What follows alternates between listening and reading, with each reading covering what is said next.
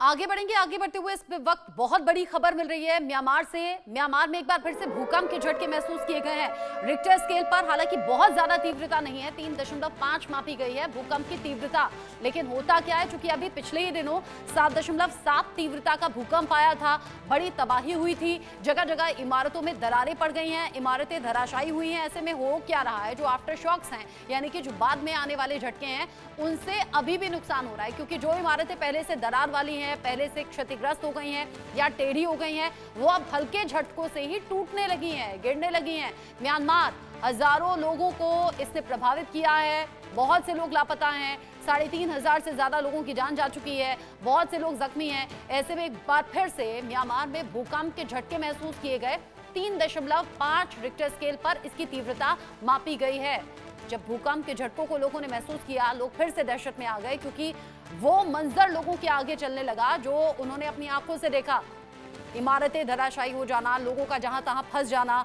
अभी तक भी वहां पर रेस्क्यू ऑपरेशन जारी है, मलबे में लोगों को ढूंढा जा रहा है, लेकिन दिन अब काफी बीत चुके हैं। ऐसे में लोगों के शव वहां से निकल रहे हैं, एक के बाद एक झटका म्यांमार के लिए, क्योंकि एक बार फिर से अभी भूकंप के झटके महसूस हुए हैं म्यांमार में। आदित्य इस खबर को लेकर जुड़ गए हैं मेरे साथ में, इंडिया न्यूज संवाददाता लाइव। आदित्य, म्यांमार जो अभी उस दहशत से निकला तक नहीं, एक बार फिर से भूकंप के झटके वहां पर।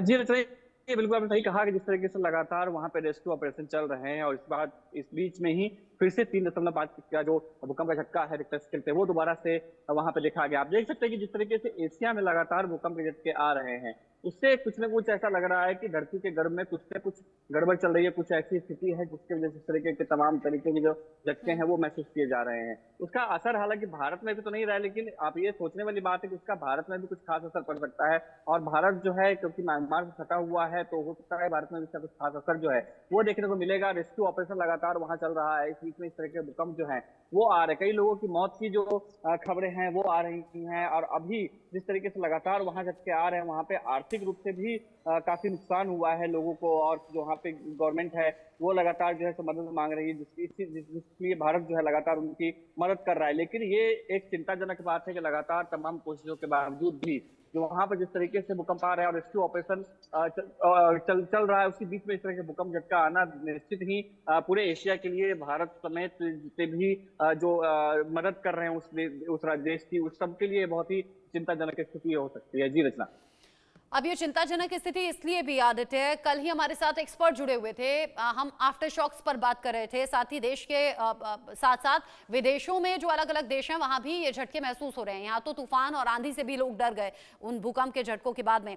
अब ये एक्सपर्ट कर रहे हैं कि वहां जब 7.7 तीव्रता का भूकंप आया, उसमें कई इमारतें हिल गई, नींव कमजोर हो गई, दरारें आ गई या टेढ़ी हो गई। अब क्या हो रहा है, आफ्टर शॉक्स में जो हल्के झटके भी हैं उनसे भी इमारतों को नुकसान पहुंचा रहा है, यानी कि लोग पूरी तरह से दहशत में भी हैं और अभी भी खतरे की जद में भी हैं।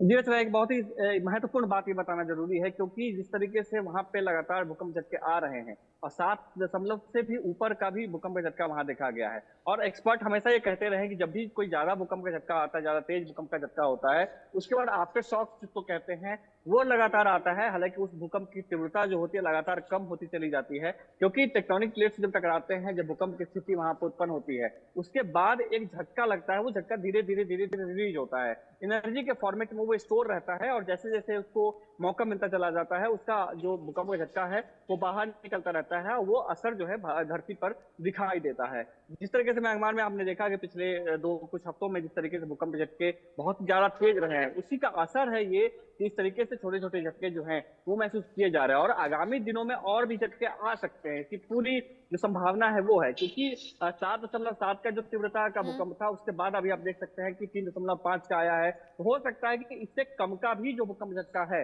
वो आ सकता है। और क्योंकि एनर्जी है, और एनर्जी जो है स्टोर जब जब रहता है तो एक बड़े से विस्फोट के साथ बाहर आता है। एनर्जी की एक प्रक्रिया है एनर्जी को लेकर, क्योंकि एनर्जी जब भी दबाया जाता है तो उसका जो ताकत है वो और ज्यादा बढ़ जाता है, वो ज्यादा ही विस्फोटक होता है। तो इस तरीके से हो सकता है कि और भी ज्यादा जो यानी तीव्रता खतरा वाले पूरी भूकंप तरह है, से टला वो नहीं आ है और इस सकते हैं। खतरे की जद में अभी भी म्यांमार है, लोग बड़ा दहशत में हैं। पहला राहत ऑपरेशन अभी पूरा हुआ नहीं, अभी भी मलबे में लोगों को ढूंढा जा रहा है। हालांकि अब तो शव निकल रहे हैं, तो ये दहशत और ज्यादा बढ़ा रहे हैं ये आफ्टर शॉक्स, यानी कि अब आने वाले झटके। बहुत शुक्रिया आपका आदित्य, ये खबर डिटेल में हमारे दर्शकों तक पहुंचाने के लिए।